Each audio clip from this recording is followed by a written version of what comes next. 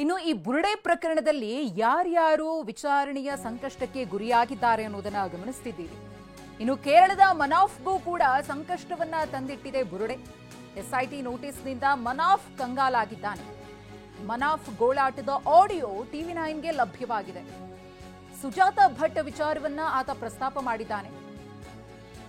ಸುಜಾತ ಭಟ್ ಪರವಾಗಿ ಆತ ನಿಂತ್ಕೊಂಡಿದ್ದ. ಆದರೆ ಸುಜಾತ ಭಟ್ ಉಲ್ಟಾ ಹೊಡಿತಿದ್ದಂತೆ ಮನಾಫ್ಗೆ ಶಾಕ್. ಕೇರಳದಲ್ಲಿ ನನ್ನ ಮರ್ಯಾದೆ ಹೋಯ್ತು ಅಂತ ಹೇಳಿ ಗೋಳಾಡಿದ್ದಾನೆ ಯೂಟ್ಯೂಬರ್ ಮನಾಫ್. ನಾನು ಒಬ್ಬನೇ ಕೇರಳದಲ್ಲಿ ಈ ಹೋರಾಟದಲ್ಲಿ ನಿಲ್ತಾ ಇರೋದು. ನನಗೆ ಎಷ್ಟು ಜನ ಇವತ್ತು ಈ ಒಂದು 2-3 ಅವರ್ಸ್ ಅಲ್ಲಿ ನನಗೆ ಇನ್ಸಲ್ಟು ಮತ್ತೆ ಏನೇನ್ ಮಾಡಕ್ಕಾಗತ್ತೆ ಅದೆಲ್ಲ ಮಾಡಿಬಿಟ್ಟಿದ್ದಾರೆ.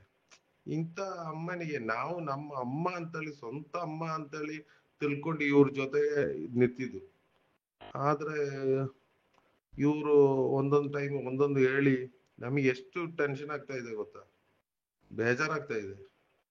ಇದೊಂದು ಕ್ರೆಡಿಬಿಲಿಟಿ ಇತ್ತು, ಅದು ಹೋಗ್ಬಿಟ್ಟಿದೆ. ಇವರಿಗೆ ಎಂಟರ್ಟೈನ್ ಮಾಡಬಾರ್ದು. ಇಂಥ ಲೇಡಿಗೆ ನಾವು ಜಾಸ್ತಿ ಇದು ಕೊಡಬಾರ್ದು, ಇಂಪಾರ್ಟೆಂಟ್ ಕೊಡಬಾರ್ದು, ಬಿಡ್ಬೇಕು. ಇವ್ರಕ್ಕಿಂತ ನಮಗೆ ಎಷ್ಟು ತೊಂದರೆ ಆಗ್ತಾ ಇದೆ ಗೊತ್ತಾ, ಬೇಜಾರಾಗಿ ಮಾತಾಡ್ತಾ ಇರೋದು.